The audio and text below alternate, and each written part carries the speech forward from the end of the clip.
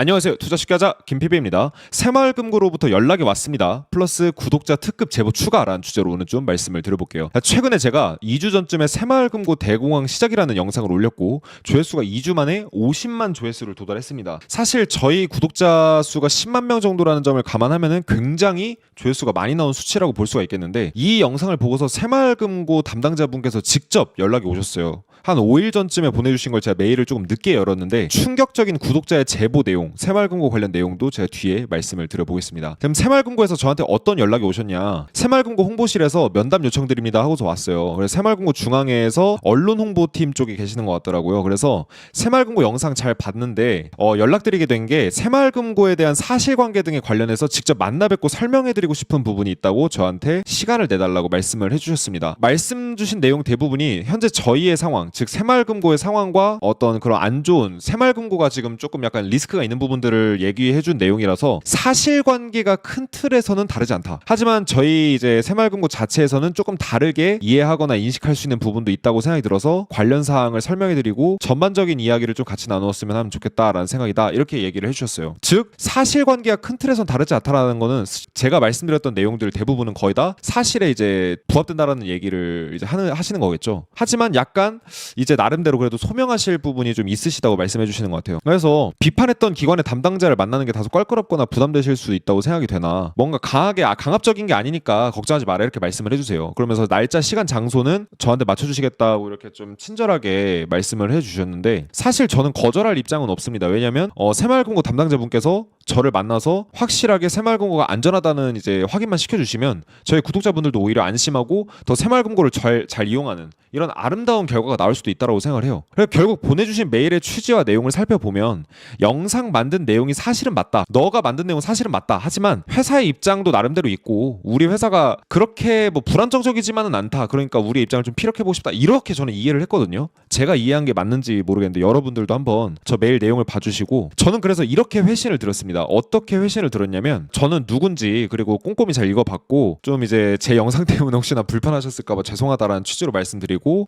두 가지 조건을 걸고 제가 면담이 가능하겠다고 말씀드렸어요. 첫 번째, 면담 전후의 내용들을 다 녹음을 해서 해당 부분을 콘텐츠로 제작을 하겠다. 새마을금고 담당자분이 새마을금고에 대해서 어떻게 생각하시는지, 어떤 부분을 말씀하시고 싶으셨던 건지 면담하시는 내용들을 담겠다. 두 번째, 면담 때 구독자 또는 제가 궁금한 내용들에 대한 질문들을 서로 주고받았으면 좋겠다. 그래서 면담에 나오는 내용들이 콘텐츠를 통해서 제작이나 공유가 되지 않으면은 뭐 저 같은 경우는 굳이 만나뵐 필요는 없겠죠. 그래서 새마을금고에 분명 긍정적인 면도 있을 겁니다. 제가 이제 너무 리스크적인 부분만을 강조했다고 저도 스스로 느낄 수 있어서 이러면은 이제 여기 새마을금고 회사 측의 어떤 입장도 들어보는 게 사실은 더 우리가 현명한 판단을 할 수 있겠죠. 그래서 그런 부분도 한번 노출시킬 수 있도록 노력해보겠다. 근데 면담의 방향성이나 결론 같은 내용들이 잘 흘러가는데 결국은 우리가 다 얘기를 나눠봤는데 회사가 위험한 걸로밖에 결론이 안 나요. 그러면은 당연히 비판적인 내용으로 영상이 올라갈 수밖에 없기 때문에 이 부분만 참고해주시면 될 것 같다, 이렇게 얘기를 드렸습니다.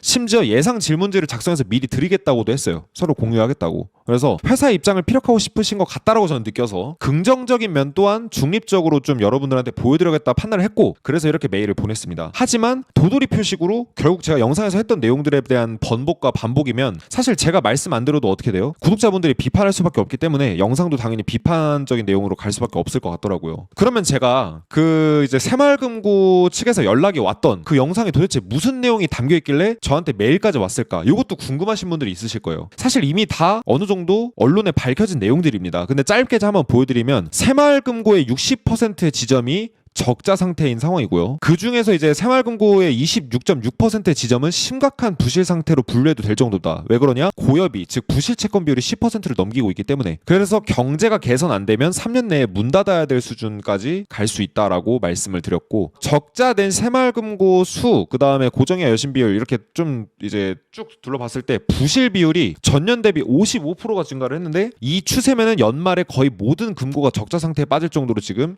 근데 추세가 빠르게 늘고 있다, 적자 상태가. 그래서 부도 위기라고 봐도 전혀 손색 없는 수준이 맞다. 그래서 이런 상황인데 새마을금고는 지금 어떻게 대응을 하냐? 계속해서 합병만 하고 있다. 근데 이게 조삼모사나 마찬가지다. 왜 조삼모사냐? 정상지점, 부실지점 둘 다 합친다고 해서 부실지점이 정상화되는 건 아니다 말씀을 드렸어요. 부실 상태인 지점을 떠안게 되면 정상지점이 그 부실마저 떠안게 되는 구조고, 이거는 남한테 보증서 주는 개념이나 다름이 없다라고 말씀을 드렸습니다. 그래서 근본적인 부실이 개선이 안 되면 결국 폭탄 돌리기로 새마을금고 회사 자체가 붕괴될 수도 있는 리스크까지 있다라고 말씀드렸고, 그래서 이 부실 채권을 정리를 하려고 계열사인 대부업체, 새마을금고 측에서 갖고 있는 대부업체에다가 부실 채권 5조 원을 넘겼어요. 근데 넘기고 나서 지금 이제 그 대부업체에 지금 7천억밖에 안 남아있는 상황인데, 이것도 다 지금 소진됐나 안 됐나 올해 확인을 해봐야 된다라는 겁니다. 그래서 현금 7천억 다 가동시키면은 이제는 더 이상 새마을금고가 현금을 동원할 곳이 마땅치가 않은 이런 이제 좀 곤란한 상황에 놓여 있다라고 말씀을 드렸어요. 근데 제가 이렇게 쭉 이제 지난 영상에서 말씀드렸다라고 한다면, 그럼 새마을금고 상황이 이제 좀 나아졌냐? 부정적인 기사들이 계속 쏟아지고 있습니다. 또 굉장히 놀라운 제보가 저한테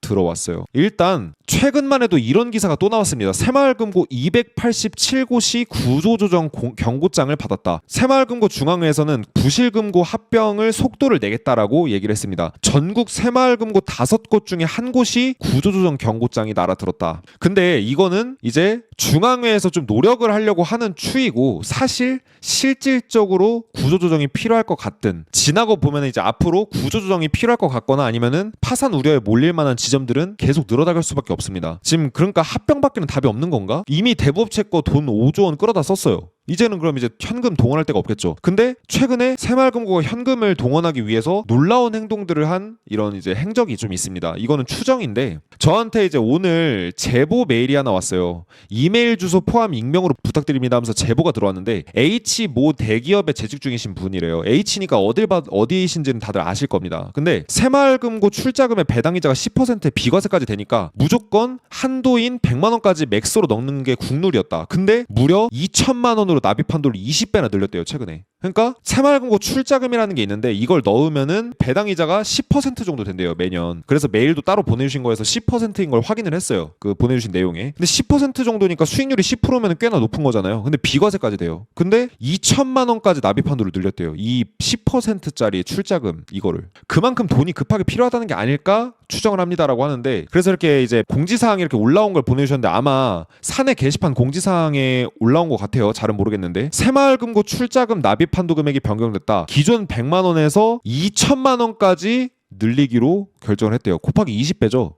이거 누가 봐도 좀, 이거 새마을금고 좀 약간 뭔가 현금이 좀 필요해서 하려고 하는 거 아닐까요? 왜냐면 새마을금고 입장에서 자신들이 아쉽다라고 한다면, 뭐가 아쉬워서 10%씩이나 되는 예금 이자, 아니 지금 새마을금고가 대출을 해가지고 10%치 돈을 벌 수가 없는데 어떻게 10%짜리를 보장을 해주겠어요? 쉽지 않죠, 배당이자를. 그렇죠? 근데 이 한도를 왜 2천만 원까지 늘렸냐? 새마을금고 측에서는 이런 식으로 주장을 하는 것 같아요. 조세특례제한법상 2천만 원까지 확대가 됐기 때문에 우리는 2천만 원까지 해주려고 하는 거다라고 할 수 있는데, 그럼 왜 기존에는 100만 원이었나요? 그러니까 뭔가 돈이 급하다고 우리가 좀 추정도 해볼 수가 있는 거죠. 일단 이건 추정입니다. 현 새마을금고의 재무구조 상황이 어떻게 되냐면, 새마을금고의 자산은 줄어들고 있어요. 왜 그러냐? 사람들한테 돈을 빌려줬으면 은행은 언젠간 그 돈을 받아야 되는 거기 때문에 은행한테는 그 돈이 자산입니다. 즉 대출이 나간 거는 은행의 자산이에요. 왜냐? 언젠가는 다시 이자랑 함께 돌려받을 거기 때문에. 근데 사람들이 돈을 못 갚아요. 그러니까 어떻게 됩니까? 자산이 증발합니다. 그래서 자산이 줄어들죠. 근데 동시에 부채는 늘어나고 있어요. 즉 새마을금고가 갚아야 될 빚이 늘어나고 있습니다. 무슨 빚이에요? PF를 한 사업자들이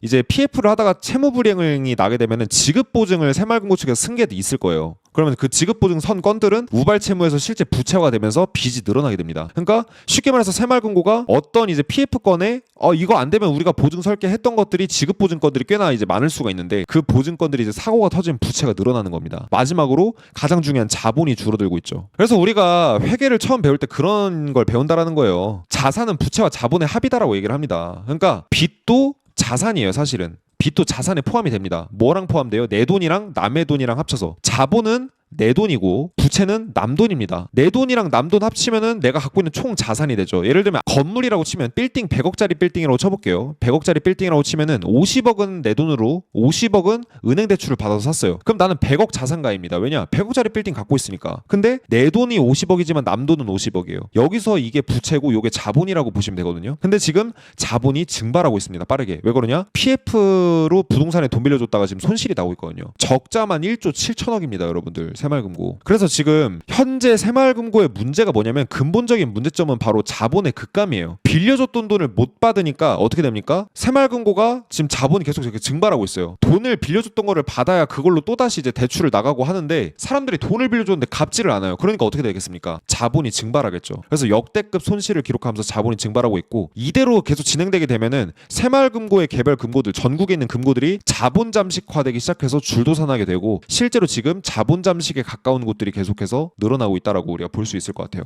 근데 아까 말씀드렸던 그 이제 새마을금고에 100만 원에서 2천만 원까지 투자 받듯이 이렇게 넣는 출자금이라는 게 있잖아요. 저 출자금이 뭐냐면 쉽게 말해서 새마을금고에 주식을 사는 거랑 비슷합니다. 출자금은 이제 우리가 새마을금고에 출자금을 넣게 되면 그게 새마을금고 해당 금고의 자본으로 들어가게 돼요. 즉 이제 예를 들어서 새마을금고가 대출을 해줬는데 손실을 많이 봤다, 돈을 많이 날려먹었다. 근데 자본이 증발했어요. 그래서 1000이던 자본이 100이 됐습니다. 와, 이대로면 이거 내년에 이제 부도나겠다. 근데 사람들이 출자금을 넣어줘서 다시 이 100이 500이 되고 1000이 되고 해봐요. 그러면 좀 오래 버틸 수가 있겠죠. 즉 부도 리스크를 미룰 수가 있게 됩니다. 그래서 저는 새마을금고가 지금 자기 자회사인 대부업체에다가 5조 원어치 이제 부실 채무를 떠넘겼고, 그 다음에 합병도 하고 있고 한데 더 이상 현금을 동원할 데가 없으니까 어떻게 돼요? 이제는 개별 일반 시민들한테, 금융 소비자들한테 출자금까지 받으려고 하는 게 아닌가. 그렇게 해서라도 자본을 채워서 버텨지게 되면 좋은 소식이지 않습니까? 그렇죠? 그래서 지금 뭔가 부동산 시장이나 이런 전반적인 금융 시장이 나아져서 회생이 되길 도모하려는 취지에서 자본을 좀 확충하려는 게 아닐까 하는 의도로 저는 해석을 하고 있습니다. 여러분들은 어떻게 생각하시나요? 저는 요번에 메일을 보내주신 언론 홍보 담당자 분께서, 새마을금고 중앙회 담당자 분께서 충분히 이 부분에 대해서 사전에 녹음을 하겠다고 했으니 이제 해주신다라고 하면 이 부분을 분명히 피력해 주셨으면 좋겠어요. 새마을금고는 문제가 없고 굉장히 안전하다라는 거를 확실한 팩트로 검증을 해주셨으면 좋겠거든요. 그래서 제가 오늘 이제 메일도 이제 회신했는데 메일을 회신을 하면서 이렇게 영상도 제작을 했습니다. 게다가 제가 미리 그 언론홍보팀 담당자 분한테 직급도 높으시거든요. 그분한테 질문지까지 드리고 사전에 협의하고 촬영할 예정입니다. 근데 그럼에도 많은 분들이 이 영상에서 이제 설득이 안 된다라고 한다면 이건 단순히 뭐 제가 영상 하나 올린 걸로 이제 이미지를 쇄신하고 이런 문제가 아니고 정말 상당히 리스크 있는 상황이 될 수 있지 않을까라고 생각을 해요. 사실 저는 제 관점이 틀리기를 바라고 있습니다. 왜냐? 제 관점이 틀렸다라고 한다면 사실은 아무도 문제가 없거든요. 근데 제 관점이 맞다, 제가 영상에 올렸던, 지금까지 올렸던 내용들이 맞아떨어진다라고 하면 피바람의 풍전등화가 됩니다. 풍전등화가 뭡니까? 바람 앞에 등불이죠. 피바람이 불 겁니다. 금융시장에. 왜 그러냐? 새마을금고가 무너지는 게 끝이 아니고 그때가 시작이거든요. 끝이 아니라 시작. 새마을금고부터 시작해서 저축은행, 그 다음에 각종 금융기관들, 중소보험사부터 해가지고 이제 저축은행에 중소증권사들까지 싹 다 무너질 수 있는 시작점이 어떤 시작점이나 내지는 도화선이 될 수 있는 이런 이슈이기 때문에, 그래서 사실은 새마을금고가 터지면 안 됩니다. 그래서 저는 새마을금고 담당자님의 용기 있는 참여를 기다릴 생각입니다. 그래서 제가 최근에 제 유튜브 커뮤니티에다가 형들 최근에 새마을금고로부터 연락이 왔어, 이렇게 하면서 질문하고 싶은 내용, 새마을금고 관련해서 여러분들이 질문하고 싶은 내용이나 궁금한 점들이 있으면 댓글에 남겨달라, 이렇게 말씀을 드렸거든요. 근데 주요 댓글 및 반응들이 좀 있습니다. 이 글을 올리니까 뭐라고 얘기를 하시냐면 한마디로 이런 거지. 김PB 방송 보고 뱅크런 일어나서 망할까봐 새마을금고 쪽에서 저런 메일을 보냈다, 이렇게 추정하시는 분도 계시고요. 부실 지점을 주변에 괜찮은 지점이랑 합병한다고 문제가 없어지냐? 새마을금고는 자체 예금자 보호 실시 중인데 사태 심각해지면 예금자 보호를 해줄 만큼의 기금의 여력이 되지 않으면 어떻게 될까요? 이걸 알고 싶대요. 또 어떤 분은 새마을금고 터지는 금융사고가 대부분 지역 새마을금고인데 수습은 어떻게 하고 있고 중앙에서 통제 잘하고 있는지, 앞으로 부실 채권 문제 어떻게 해결할 것인지, 주기적으로 기관들이나 기업들한테 메시지 받는 거 보니까 리얼 찐인가 보네, 저 얘기하는 거예요. 제가 이제 최근에 어떤 대기업한테 내용 증명 비슷하게 하나 받아가지고 제가 그걸 영상을 내렸거든요.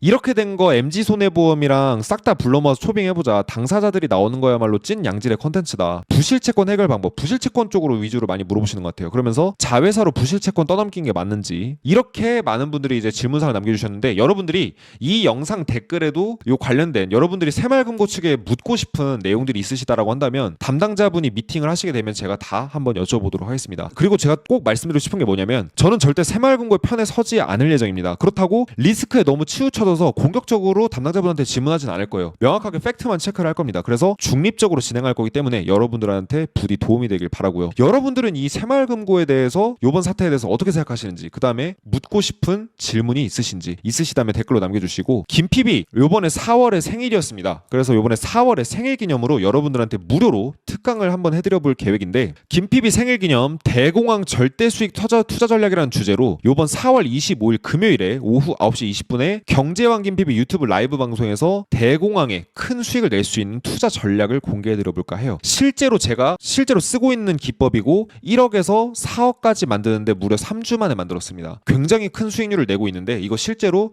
제 수강생분들한테 계좌를 다 보여드리고 있거든요. 경제 위기 때 수익 내기 너무 쉽다. 경제 붕괴의 99%가 망하는 이유, 그 다음에 대공황 투자 전략이 뭔지 그 심화편을 공개를 하고 투자 성과 직접 검증하고 공개까지 해드리는 자리를 가져보겠습니다. 요거 듣고 싶으신 분들은 1577-0471 요 번호로 월말 이렇게 문자 보내주시면 되고요. 아니면 일시 맞추셔서 라이브 입장해 주시면 되니까 많은 참여 부탁드리겠습니다.